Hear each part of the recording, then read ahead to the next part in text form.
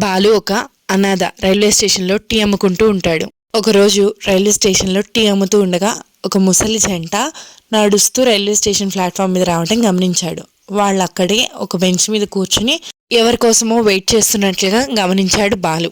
వాళ్ళని అలా గమనిస్తూ తన పనిలో పడి మునిగిపోయాడు. అలా రైలు వస్తున్నాయి పోతున్నాయి, తను పనిలో బిజీ అయిపోయాడు. ఇంతలో చీకటి పడిపోయింది. చీకటి పడిపోయినా ఎక్కడికి వెళ్లకుండా నీరసంగా అక్కడే ఉండిపోయారు ఆ ముసలి జంట. అప్పుడు వాళ్ళని గమనించిన బాలు వాళ్ళ దగ్గరికి వెళ్ళి, తాత ఏమన్నా కావాలా, ఎందుకు ఇక్కడే కూర్చున్నారు అని అడిగాడు. మా అబ్బాయి మాకు ఈ లెటర్ ఇచ్చి ట్రైన్ దిగాక ఇక్కడికి వెళ్ళండి అని చెప్పాడు. కానీ మాకు చదువు రాదు, ఎక్కడికి వెళ్లాలో తెలియక ఇక్కడే కూర్చున్నామన్నాడు ఆ పెద్ద ఆయన. బాలు ఇటువంటి తాతయ్య నేను చదువుతాను అని ఆ లెటర్ చదివి షాక్ అయ్యాడు. అందులో దయచేసి ఈ లెటర్ చదివిన వాళ్ళు వీళ్ళిద్దరిని వృద్ధాశ్రమంలో చేర్పించండి అని రాసుంది.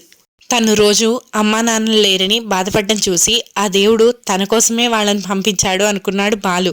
రండి తాతయ్య మా ఇంటికి వెళ్దామని తనతో పాటు ఇద్దరిని హాయిగా వాళ్ళ ఇంటికి తీసుకెళ్లాడు.